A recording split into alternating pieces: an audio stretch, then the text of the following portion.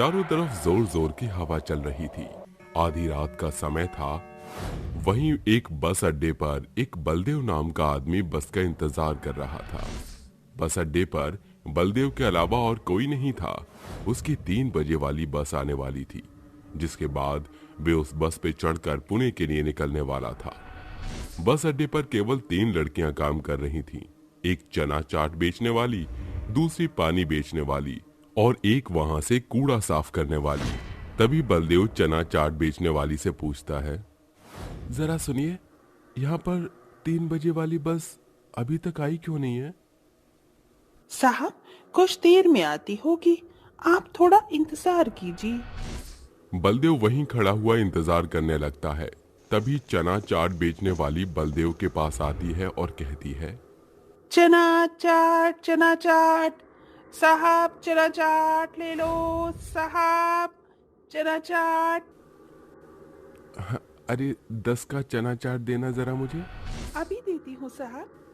जैसे ही बलदेव चना चाट लेने के लिए अपना हाथ आगे बढ़ाता है, चना चाट वाली तभी अचानक से चुड़ैल बन जाती है और उसका हाथ पकड़ लेती है। वो बलदेव का हाथ खा जाती है। उसके बाद बलदेव रोने लगता है। चुड़ैल, मुझे छोड़ दो मुझे चुड़ैल, मुझे छोड़ दो, मैंने तुम्हारा क्या बिगाड़ा है? तभी उसके साथ वाली तीनों लड़कियां भी चुड़ैल बन जाती हैं और कहती हैं, तो इसकी चाट बनाकर खा जाऊंगी, बहुत मजा आएगा। दीदी, मुझे तो बहुत जोरों की भूख लगी है, मैं तो इसकी मंडी खाना चाहती हूँ।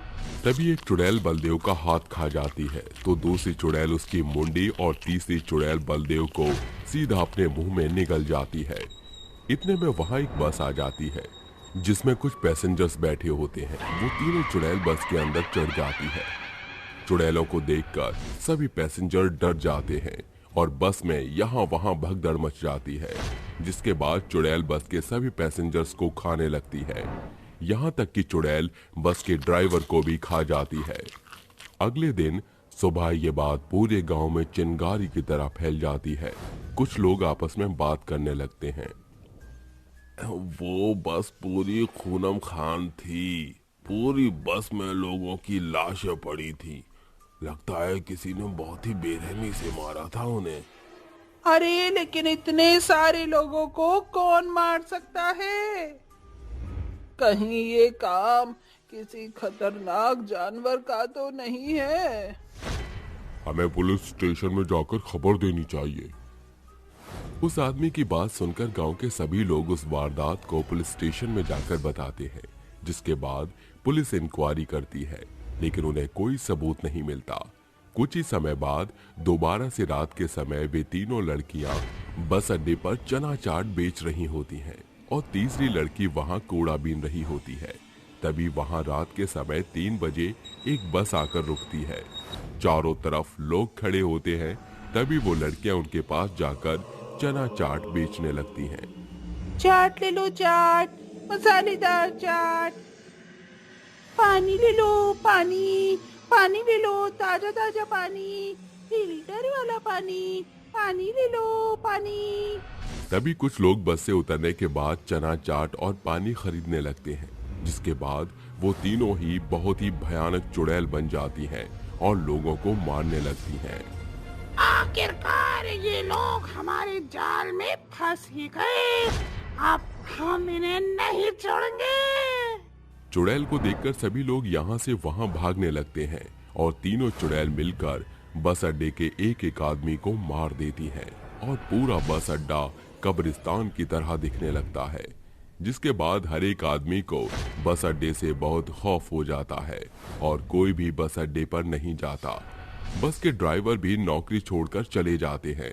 इस बात से बस डिपो के मालिक को बहुत नुकसान होता है और वो इस बात का समाधान करने के लिए एक साधु बाबा के पास जाता है और उनसे कहता है, बाबा मेरी मदद करो। बाबा वो तीनों चुड़ैल हम सभी को मारती जा रही हैं। मेरा पूरा काम मंदा चल रहा है। मेरे सभी ड्राइवर नौकरी छोड़कर भाग गए हैं। हमें तुम्हारी जरूरत है बाबा, हमारी मदद करो। तुम चिंता मत करो बालक, सब कुछ ठीक हो जाएगा। मैं तुम्हारे साथ चलकर तुम्हारी सभी समस्याओं का समाधान कर दूंगा। शंकर के कहने पर साधु बाबा उसके साथ बस अड्डे पहुंच जाते हैं, जहां उन्हें 3 चुड़ैल दिखाई देती हैं। उन्हें देखकर शंकर कहता है, बाबा यही है वो तीनों चुड़ैल जो लोगों को मार रही हैं और उन्हें मार कर खा रही हैं। हमें बचा लो बाबा, इस चुड़ैल से हमें बचा लो। पहले तो तू बच कर चला गया था, लेकिन अब तू बच नहीं सकता। मैं तुझे खा जाऊंगी और तेरी बॉडी बॉडी एक एक कर दूंगी। मेरे होते हुए तू इस आदमी को कुछ नहीं कर सकती। मैं जानना चाहता हूँ कि आखिर तुम तीनों ये सब क्यों कर रही हो। कौन हो तुम तीनों, यहाँ क्या कर रही हो? तू कौन होता है? तेरी इतनी औकात नहीं है कि तुम्हारा मुकाबला कर सके। अगर अपनी जान की सलामती चाहता है तो यहाँ से लौट जा, नहीं तो तेरे शरीर के छोटे छोटे टुकड़े करके हम तीनों बहनें खा जाएंगी। तूने मुझे ललकार कर बहुत बड़ी गलती कर दी। अब देख मैं तुम तीनों का क्या करता हूँ। साधु बाबा अपने मंत्रों के जाप से तीनों चुड़ैलों को अपने वश में कर लेता है, जिसके बाद तीनों चुड़ैलों की शक्तियां कम हो जाती हैं और वो तड़पते हुए साधु से कहती हैं, रुको, मैं बता रही हूँ। ये कुछ समय पहले की बात है। हम तीनों बहनें बहुत ही गरीब थी। मैं और मेरी बहन इस बस अड्डे पर काम करते थे। मेरी बहन जरा जाड़ बेचती थी और मैं पानी बेचती थी, और तीसरी बहन यहाँ से कूड़ा बीनती थी। इसी सहारे हम अपने 2 वक्त का पेट भरने लायक कमा लिया करते थे। एक दिन की बात है, रात के 3 बज रहे थे। हमारे पास खाने के लिए कुछ नहीं था और हम लोग अपना अपना काम कर रही थी। अभी एक बस आकर रुकी, जिसमें से कुछ गुंडे मवाली हम तीनों बहनों को छेड़ने लगे। क्या बात है, बिल्कुल कंचा लग रही है भाई, ये वाली तो मेरी है। क्या माल है भाई, देख तो सही मन कर रहा है उसे उठाकर ले जाऊं।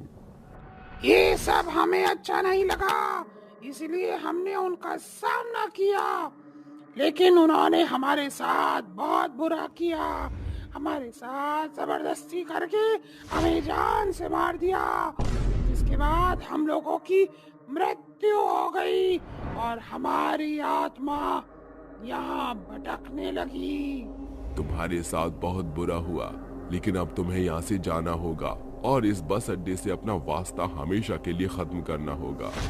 जब तक हम अपना बदला नहीं ले लेते, तब तक हमें शांति नहीं मिलेगी। मैं तुम्हारे मुजरिमों को पकड़वाऊंगा और तुम्हें इंसाफ दिलवाऊंगा, लेकिन ऐसे लोगों का मारना बंद करो और यहाँ से हमेशा हमेशा के लिए चली जाओ।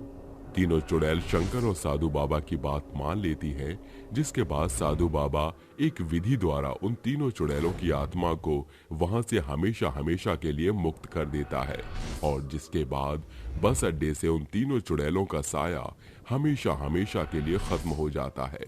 अब गांव वालों को चुड़ैलों का कोई भी डर नहीं होता और वो आराम से अपना सफर